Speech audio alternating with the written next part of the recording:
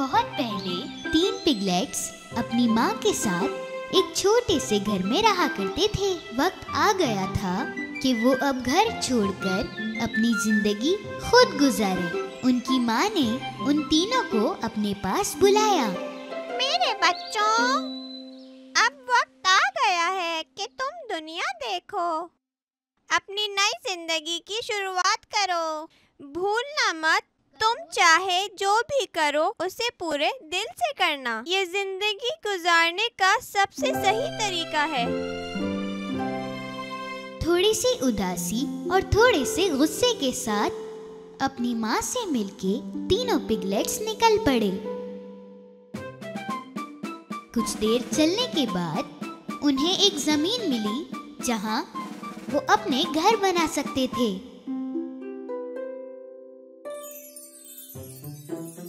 सबसे छोटे पिगलेट ने घास से अपना घर बनाने का सोचा। उसे लगा फटाफट आसानी से ये घर बन जाएगा तो खेलने के लिए बहुत वक्त मिलेगा। छोटे पिगलेट का घर एक दिन में बनके तैयार हो गया। उसने अपने भाइयों को ये बोला, देखो मेरा घर बन गया।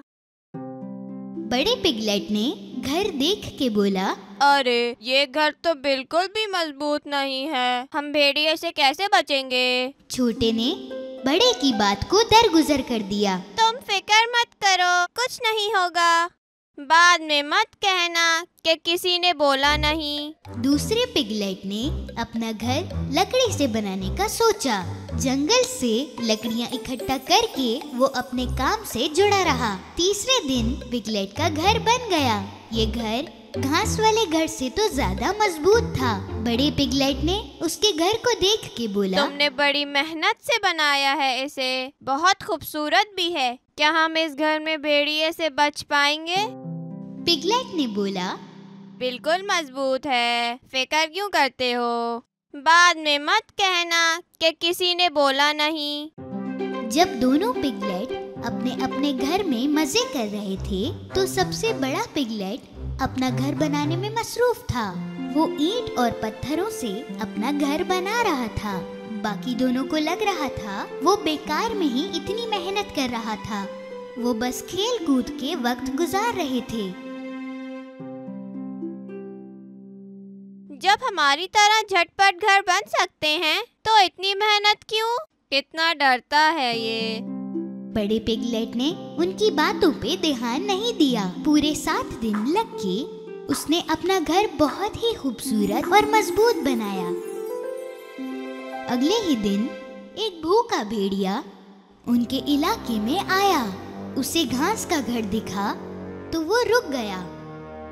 छोटा पिगलेट सोफे पे बैठकर आराम कर रहा था।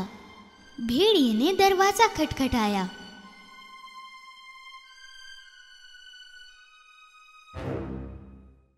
दरवाजा खोलो, मुझे अंदर आना है। नहीं खोलोगे तो 2-4 फूंक से घर तोड़ दूंगा। तुम कुछ नहीं कर सकते, मेरा घर मजबूत है। भेड़िए ने जोर से अपने मुंह से फूंक मारी और घर टूट गया। पर छोटा पिगलेट जैसे तैसे भाग निकला और भागता हुआ अपने भाई के घर जा पहुंचा। उसके दरवाजा खटखटाते ही उसके भाई ने दरवाजा खोला और छोटा पिगलेट अंदर छुप गया। जल्दी बंद करो दरवाजा, भेड़िया आ जाएगा। घबराओ मत, वो इस घर में नहीं आ सकता। तभी भेड़िया वहां पहुंचा और उसने आवाज लगाई, दरवाजा खोलो, मुझे अंदर आना है। नहीं खोलोगे तो 2-4 फूंक से घर तोड़ दूंगा। कुछ नहीं कर सकते तुम। भेड़िए ने जोर से अपने मुंह से फूंक मारी और घर फिर से टूट गया। जैसे तैसे दोनों भाई वहां से निकल के बड़े भाई के घर पहुंचे। भाई, भेड़िया पीछे पड़ा है, हम क्या करें? बड़े पिगलेट ने उन्हें भरोसा दिलाया, परेशान मत हो, भेड़िया अंदर नहीं आएगा। थोड़ी देर में वो भूखा भेड़िया यहाँ भी आ पहुँचा। दरवाजा खोलो, मुझे अंदर आना है। अगर तुमने भी दरवाजा नहीं खोला तो 2-4 फूंक से तुम्हारा भी घर तोड़ दूंगा। कोशिश भी मत करना, कुछ नहीं कर पाओगे तुम। भेड़िए ने गुस्से से अपने मुंह से फूंक मारना शुरू करी, पर वो घर हिला भी नहीं, बिल्कुल भी नहीं। भेड़िया एक ईंट भी नहीं हिला पाया। बहुत थक जाने के बाद उसने एक तरकीब सोची। घर के ऊपर एक चिमनी थी। भेड़िया उस पे चढ़ने लगा। उसे चढ़ता हुआ देखकर उसे अंदर आने से रोकने के लिए बड़े पिगलेट ने फायरप्लेस में आग लगा दी और एक पानी का बर्तन उस पे रख दिया। भेड़िया चिमनी के ऊपर पहुंचा और नीचे जाने लगा और सीधे उबलते हुए पानी में गिर गया।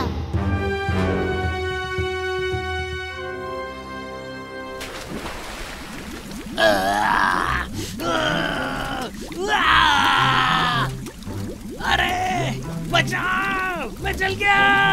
भेड़िए को हरा के पिगलेट्स खुशी से एक दूसरे के गले लग गए। तीनों भाई अगले दिन अपनी कहानी सुनाने के लिए अपनी माँ के पास गए।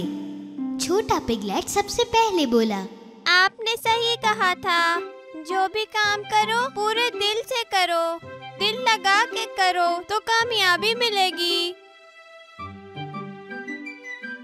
उस दिन से छोटे पिगलेट और उसके भाई ने सुस्ती छोड़ दी और बड़े भाई की तरह मेहनत करने लगे और हंसी खुशी जिंदगी गुजारने लगे।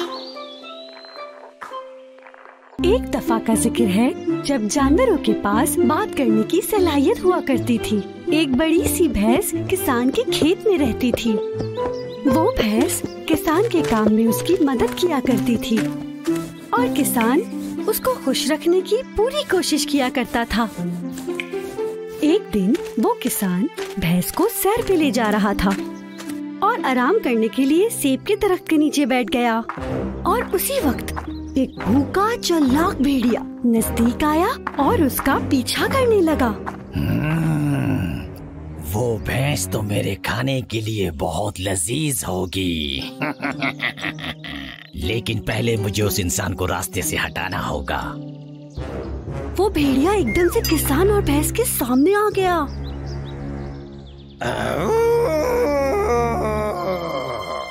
मैं तुमसे कुछ सवाल पूछूंगा। अगर तुमने सही जवाब नहीं दिया तो भैंस मेरी होगी। किसान और भैंस सोच में पड़ गए कि आखिर वो चालाक भेड़िया उनसे पूछेगा क्या। एक भैंस इंसान के लिए क्यों काम करती है जबकि उसके सींग इतने मजबूत और ताकतवर होते हैं? क्योंकि मैं खेत में काम करता हूँ और ये मुझे बेहतरीन खाना खिलाता है। तुम बताओ, एक किसान एक भैंस से किस तरह से अपना काम करवा सकता है? क्या ये जादू की छड़ी है तुम्हारे हाथों में? नहीं, ये कोई जादू की छड़ी नहीं है, ये हमारी हिकमत है। भेड़िए को किसान की बात समझ ही नहीं आई। तुम्हारी हिकमत? ये क्या बात हुई? ये तो कोई जवाब नहीं हुआ। तो अब मैं इस भैंस को अपने साथ ले जा सकता हूँ, लेकिन मैं हिकमत के बारे में भी जानना चाहता हूँ। बताओ। वो मेरे पास नहीं है, लेकिन अगर तुम चाहो तो मैं तुम्हें हिकमत दिखा सकता हूँ एक शर्त पे। अच्छा, तो वो शर्त क्या है? जब तक मैं हिकमत लेकर आता हूँ तुम्हें इस पेड़ से बंधे रहना होगा ताकि तुमसे मेरी भैंस महफूज रह सके।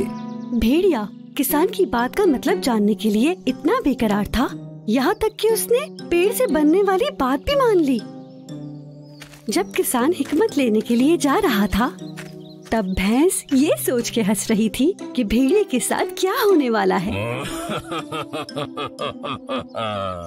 हालांकि भेड़िए को उस वक्त भी समझ नहीं आया कि भैंस हंस क्यों रही है। वो किसान का इंतजार करता रहा काफी घंटों तक।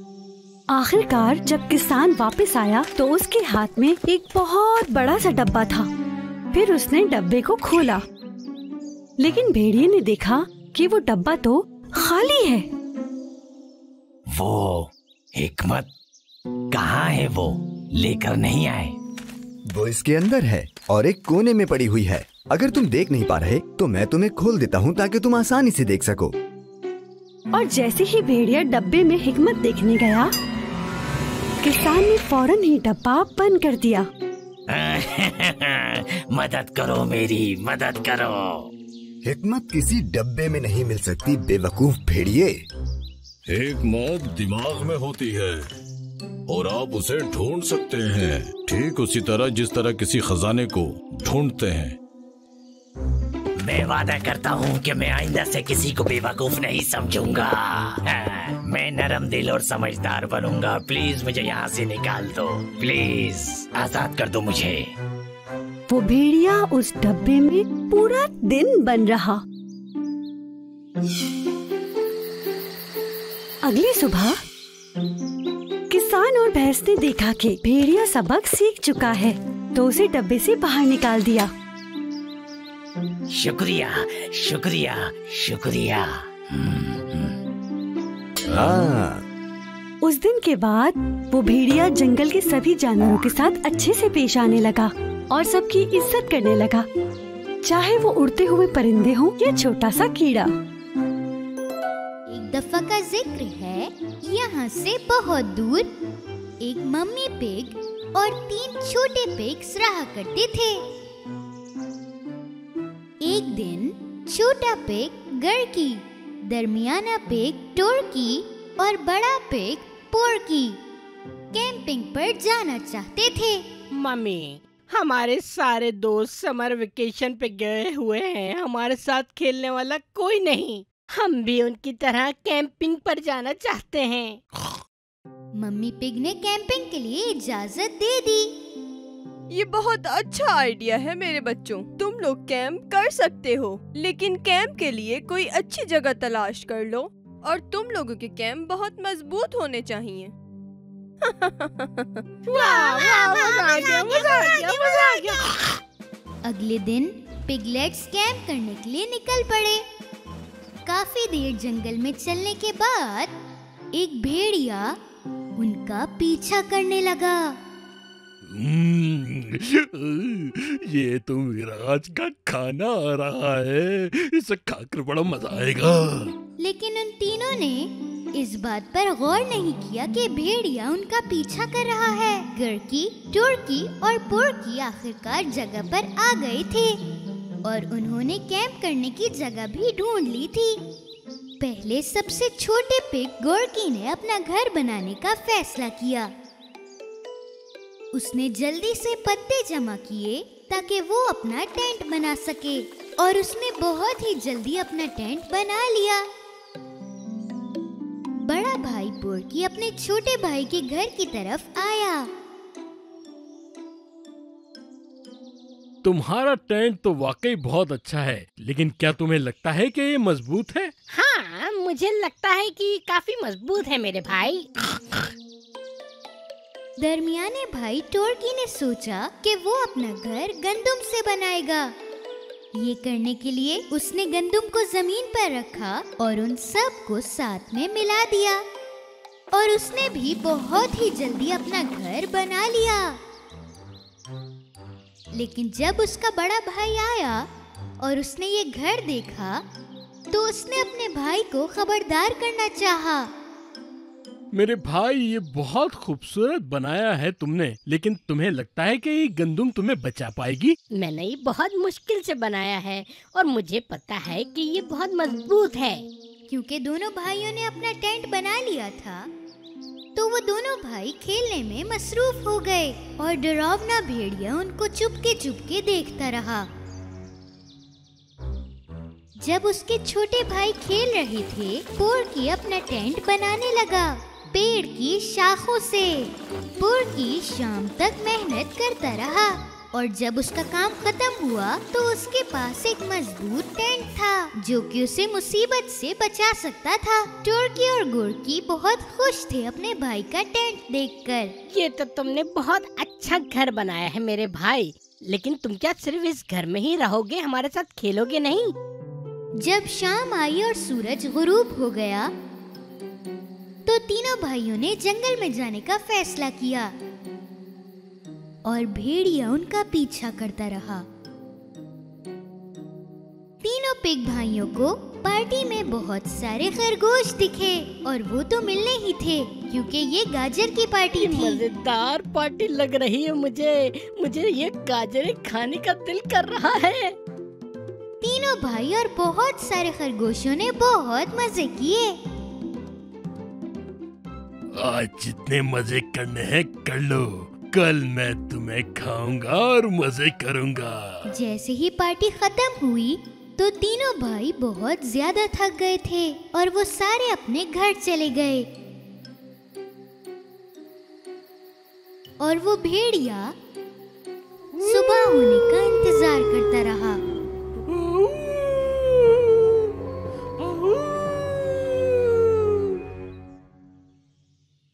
अपने कैंप में दूसरे दिन उठकर गड़की को बाहर से आवाज आई, बाहर आ जाओ पिगी, वरना मैं एक फूंक मारूंगा और तुम्हारा ये घर टूट जाएगा। मेरा घर बहुत मजबूत है, तुम कुछ नहीं कर सकते। ठीक है फिर। 1 2 3। भेड़िया ने गहरी सांस ली और जोर से फूंक मारी और उसने छोटे पिग का टेंट सिर्फ एक फूंक से गिरा दिया और सारे पत्ते टूट गए। गड़की अपनी जान बचाकर भागा और अपने भाई टोरकी के टेंट पर जा पहुंचा। थोड़ी ही देर बाद भेड़िया टोरकी के टेंट के पास भी आ पहुंचा। मैं जानता हूँ तुम दोनों अंदर हो, बाहर आ जाओ वरना मैं एक फूंक मार के तुम्हारा घर उड़ा दूंगा। मेरा घर इतना भी कमजोर नहीं। देखते हैं फिर। 1 2 3। एक बार फिर भेड़िए ने गहरी सांस ली और एक फूंक के साथ टोरकी का टेंट भी तोड़ दिया और वो दोनों अपनी जान बचाकर भागने लगे। गड़की और टोरकी जल्दी से भागते भागते अपने भाई के पास आ पहुँचे। भाई मदद करो, उसने हमारे घर उड़ा दिए और वो अब यहाँ आ रहा है। तो फिर हमें कुछ न कुछ करना होगा, जल्दी से आओ मेरे साथ। सब ने एक साथ पोरकी, टोरकी और गोरकी ने टेंट के सामने एक बहुत बड़ा गड्ढा खोदा और वो सीढ़ियों की मदद से ऊपर आए और उस गड्ढे को सिर्फ घास के साथ ढक दिया और फिर वो सारे अपने बड़े भाई के टेंट के अंदर चले गए। और वो जैसे ही अंदर गए भेड़िया उनके टेंट के सामने आ पहुंचा। मैं कहता हूँ सीधी शराफत से बाहर आ जाओ वरना मैं एक फूंक मारूंगा और तुम्हारा ये घर भी उड़ जाएगा। अपना वक्त जाया मत करो, ये टेंट तुम उड़ा नहीं सकते। चलो देखते हैं। 1 2 3। भेड़िए ने बहुत जोर से फूंक मारी लेकिन टेंट को कुछ भी नहीं हुआ। भेड़िया थोड़ा करीब आया और उसने दोबारा फूंक मारी लेकिन इस बार भी टेंट जरा सा भी नहीं हिला। भेड़िया थोड़ा और करीब आया लेकिन इस बार नहीं। वो गड्ढे में जाकर गिर गया। ये देखकर कि भेड़िया गड्ढे में गिर गया है, तीनों भाई वहां से भाग निकले। फिर वो तीनों भाई मम्मी पिग के पास जा पहुंचे और उन्हें सब बताने लगे। मम्मी, आप ठीक थी। आपने ठीक कहा था, कैंप में हमें अपना ख्याल रखना चाहिए। पहले हमें अपने कैंप की जगह देखनी चाहिए और चाहे कुछ भी हो जाए हमें उसका सामना बहादुरी से करना चाहिए।